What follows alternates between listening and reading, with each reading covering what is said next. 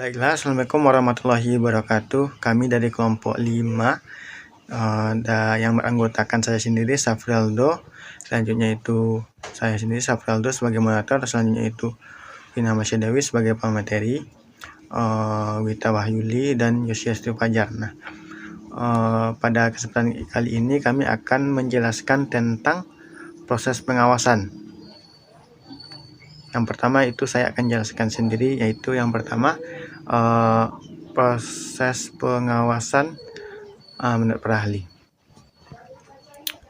Pengawasan adalah kegiatan pengawas sekolah dalam menyusun program, melaksanakan program, evaluasi hasil pelaksanaan program, dan melaksanakan pembimbingan dan pelatihan profesional guru.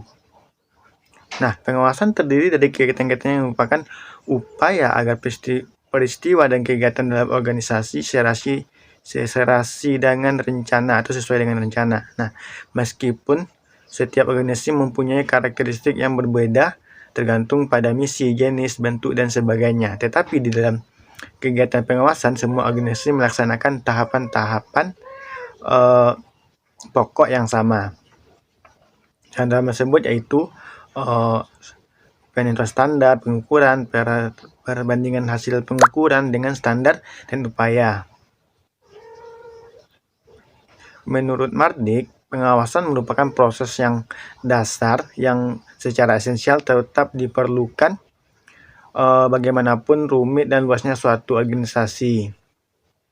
Nah, menurutnya proses dasarnya terdiri dari 3 tahap antara lain. Yang pertama itu menetapkan standar pelaksanaan, yang kedua pengukuran pelaksanaan pekerjaan dibanding dengan standar, dan yang ketiga itu menentukan kesenjangan deviasi antara pelaksanaan dengan standar dan rencana. Nah, menurut Handoko, proses pengawasan biasanya terdiri dari paling sedikit 5 tahap langkah. Nah, langkah-langkah itu adalah sebagai berikut: penetapan standar pelaksanaan yang mengandung arti sebagai suatu pengukuran yang dapat digunakan sebagai patokan untuk penilaian hasil-hasil. Yang kedua yaitu penentuan pengukuran pelaksanaan kegiatan. Penetapan standar adalah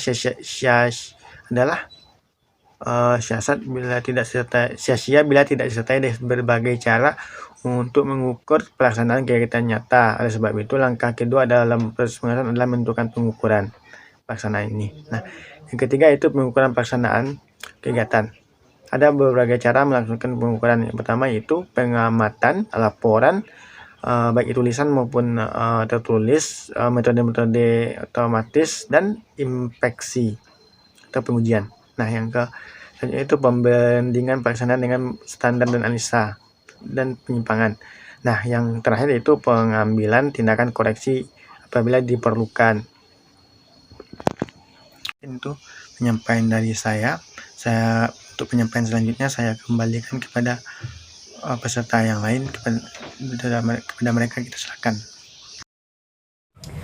Assalamualaikum warahmatullahi wabarakatuh. Baiklah, saya Yosyastu Fajar, NIM 19002095, akan menjelaskan materi tentang proses pengawasan dalam ilmu manajemen. Tahap dan proses pengawasan adalah: yang pertama, menyusun standar; yang kedua, menilai prestasi; yang ketiga, membandingkan prestasi dengan standar; yang keempat, menilai dan menyesuaikan dengan situasi. Dalam ilmu manajemen, pengawasan langkah-langkah yang diikuti dalam proses pengawasan ini adalah sebagai berikut. Yang pertama, menyusun tujuan, penetapan standar, pengukuran hasil kerja, perbandingan fakta dengan standar, dan yang terakhir tindakan koreksi. Penjelasan mengenai langkah-langkah proses pengawasan dalam ilmu manajemen. Yang pertama yaitu tujuan. Dalam proses pengawasan, menyusun tujuan adalah salah satu dari proses pengawasan yang utama. Di dalam manajemen, tujuan adalah suatu proses penentuan tujuan bersama antara penyedia dan bawahan. Manajemen berdasarkan tujuan MBO, Management by Objectivities, mencakup persetujuan formal antara penyedia dan bawahan berkaitan dengan tujuan kinerja bawahan untuk suatu periode tertentu rencana pencapaian tujuan standar mengukur apabila tujuan telah tercapai. Dan prosedur peninjauan itu peninjau ulang hasil-hasil. Tujuan kinerja biasanya tertulis dan secara formal disetujui baik oleh atasan maupun bawahan. Ada 3 tujuan, yaitu tujuan perbaikan dengan berupaya meningkatkan faktor kinerja, tujuan pengembangan yang bertalian dengan kegiatan perkembangan pribadi, dan yang terakhir dan tujuan pemeliharaan secara formal mencerminkan maksud meneruskan kinerja berdasarkan peringkat yang ada sekarang. Urutan yang ditempuh MBO tersebut adalah: yang pertama, para anggota menyusun kinerja yang pokok untuk masa datang sekaligus dengan jadwal pencapaiannya. Yang kedua, tujuan diusulkan oleh penyedia agar ditinjau ulang, dilakukan diskusi antara penyedia dan bawahan sehingga tercapai tujuan yang disetujui bersama.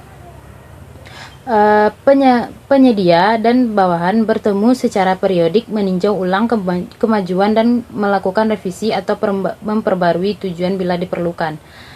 Dan yang terakhir, pada akhir tahun para anggota menyerahkan laporan kinerja yang membuat pencapaian tujuan dan komentar penyimpangan. Yang kedua yaitu menetapkan standar. Standar mengandung arti sebagai suatu satuan pengukuran yang dapat digunakan sebagai patokan untuk penilaian hasil-hasil. Tujuan, sasaran, kuota, dan target pelaksanaan dapat digunakan sebagai standar. Adapun bentuk standar yang lebih khusus antara lain target, penjualan, anggaran, bagian pasar, margin keuntungan, keselamatan kerja, dan sasaran produksi. Ada 3 bentuk standar yang umum antara lain: yang A, standar-standar fisik, meliputi kuantitas barang atau jasa, jumlah langganan atau kualitas produk.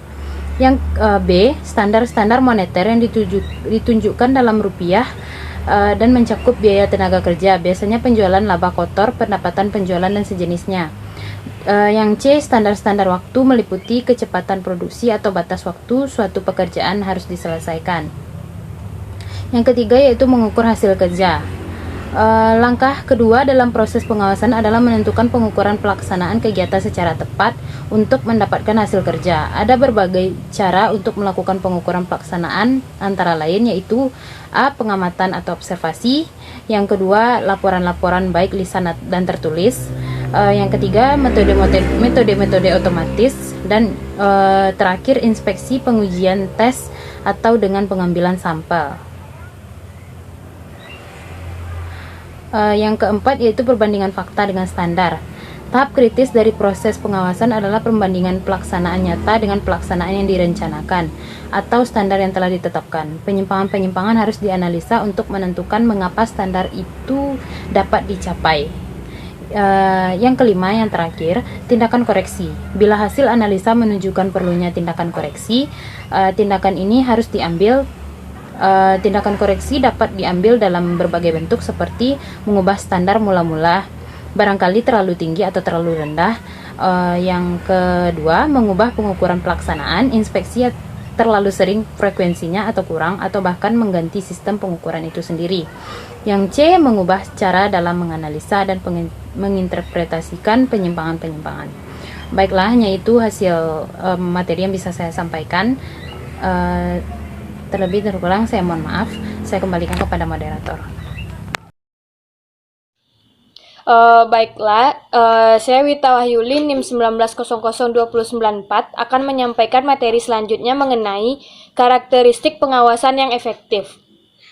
Beberapa karakteristik dari proses pengawasan yang efektif menurut Oteng Sutisna tahun 1986 yaitu: yang pertama, pengawasan hendaknya disesuaikan dengan sifat dan kebutuhan organisasi. Yang kedua, pengawasan hendaknya diarahkan pada penemuan fakta-fakta tentang bagaimana tugas-tugas dijalankan. Ketiga, pengawasan mengacu pada tindakan perbaikan. Keempat, pengawasan yang dilakukan bersifat fleksibel yang preventif. Kelima, sistem pengawasan dapat dipakai oleh orang-orang yang terlibat dalam pengawasan tersebut. Yang keenam, pelaksanaan pengawasan harus mempermudah tercapainya tujuan-tujuan. Oleh karena itu, pengawasan harus bersifat membimbing, supaya para pelaksana meningkatkan kemampuan mereka dalam melaksanakan pekerjaannya. Baiklah, hanya itu yang dapat saya sampaikan. Baiklah, saya Vina Dewi, NIM 19002093 akan membacakan materi yang keempat, yaitu mengenai pentingnya pengawasan. Ada beberapa faktor yang mempengaruhi pengawasan sangat diperlukan oleh setiap organisasi. Faktor-faktor tersebut adalah yang pertama, perubahan lingkungan organisasi. Berbagai perubahan lingkungan organisasi terjadi terus-menerus dan tidak dapat dihindari, seperti munculnya inovasi baru dan pesaing baru, atau ditemukannya bahan baku baru dan sebagainya. Melalui fungsi pengawasan, manajer mendeteksi perubahan yang berpengaruh pada barang dan jasa satu organisasi, sehingga organisasi mampu menghadapi tantangan atau memanfaatkan kesempatan yang diciptakan oleh perubahan yang terjadi. Yang kedua yaitu peningkatan kompleksitas organisasi. Semakin besar organisasi, maka makin memerlukan pengawasan yang lebih formal dan hati-hati. Berbagai jenis produk harus diawasi untuk menjamin kualitas dan profitabilitas tetap terjaga. Semuanya memerlukan pelaksanaan fungsi pengawasan yang lebih baik atau yang lebih efektif dan efisien. Yang ketiga itu kesalahan-kesalahan. Bila para bawahan tidak melakukan kesalahan, maka manajer dapat secara sederhana melakukan fungsi pengawasan. Akan tetapi kebanyakan anggota organisasi sering membuat kesalahan. Maka sistem pengawasan diperlukan untuk memungkinkan manajer mendeteksi kesalahan tersebut sebelum menjadi kritis. Yang keempat yaitu kebutuhan manajer untuk mendelegasikan wewenang. Bila manajer mendelegasikan wewenang kepada bawahannya, tanggung jawab atasan tersebut tidak akan berkurang. Satu-satunya cara manajer dapat menentukan apakah bawahannya telah melakukan tugasnya dengan baik adalah dengan mengimplementasikan sistem pengawasan tersebut. Sekian materi yang dapat saya sampaikan. Jika ada kata-kata saya yang salah, saya mohon maaf. Assalamualaikum warahmatullahi wabarakatuh.